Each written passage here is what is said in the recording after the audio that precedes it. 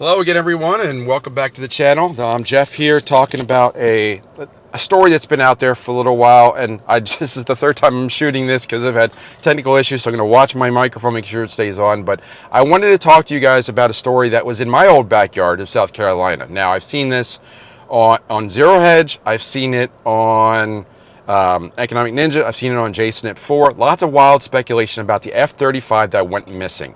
Now, the F-35, for those you don't know, the F-35 is the top-of-the-line fighter aircraft from the military in the U.S., way beyond the F-16 or F-14s that you see in Top Gun. F-35, top of the line. Lots of advanced tech on this aircraft. Now, on Sunday, the story is that an aircraft went missing. Okay, that the aircraft just went poof, lost. They couldn't find it. I believe it was the Marines that had this. And they tweeted it out and said, we lost, we can't find our F-35. If you happen to know where it is, please call this number.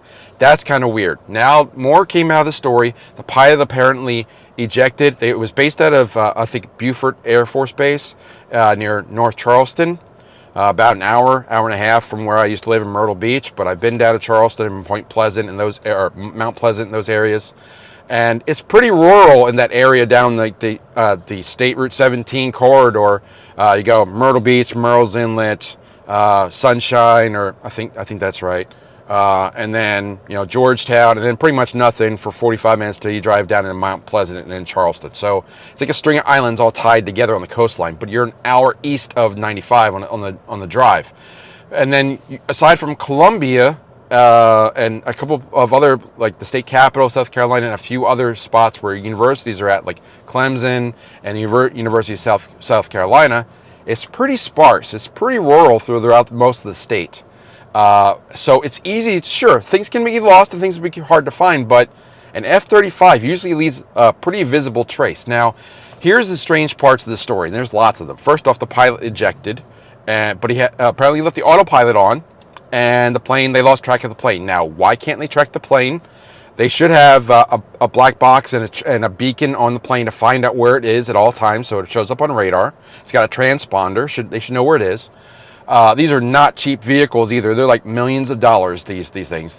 You got government contractors, and there's like all kinds of rules of what needs to be put on there. Other things, apparently they flew in pairs, which makes sense.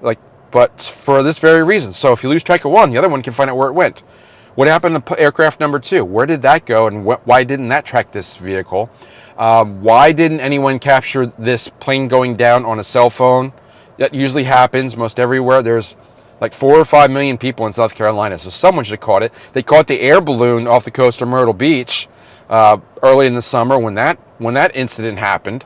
That spy balloon thing that went all across the U.S. We all remember that. So South Carolina airspace is getting a lot of work this year.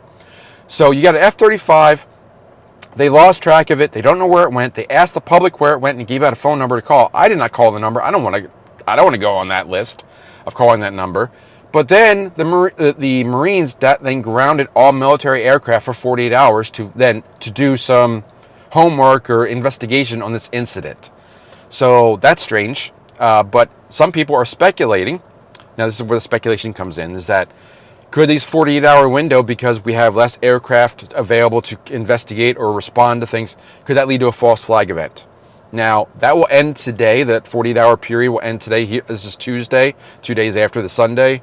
But it's very strange that this happened. Very strange that they asked the public to help find this aircraft. Very strange that they can't track it. Very strange that the other pilot has not been reported what happened. So lots of confusion about this story, but I felt compelled to speak about this because, again, there's lots of speculation of where this can lead. But whenever these kinds of stories bubble up to the top and people start talking about it, I focus on the facts. The facts are that the Marines tweeted this out, and they said, we don't know where this plane is. Then they went and said, okay, if you know where it is, can you call us? There's no fireball. There's no crash site. There's allegedly debris somewhere 80 miles from where the pilot ejected, but it doesn't. The reports of that are just like the amount of debris is so small. It's not conducive to being an actual crashed F-35. So there's speculation now about did the plane just get hacked? Did it land somewhere else? Will it show up in the Ukraine? Will it show up in a false flag event? Will this be the first marker of maybe Russia or China being blamed for them hacking our systems and taking over military aircraft? Is that why they grounded the airplanes and other air vehicles for 48 hours so that other things don't get hacked? Who knows? But what I do know is that this story has more to it, and we'll find out over time. But I felt compelled because, South Carolina used to be my own stomping grounds. I talked to my buddy Tim back there. He thinks it's very, very sketch, to say the least.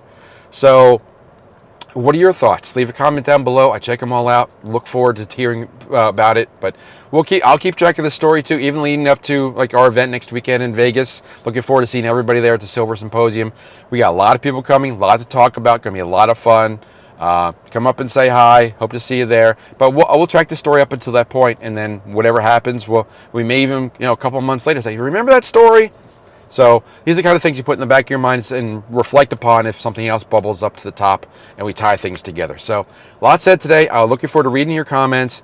But until then, be prepared and not scared, and I'll see you in the next video. Take care.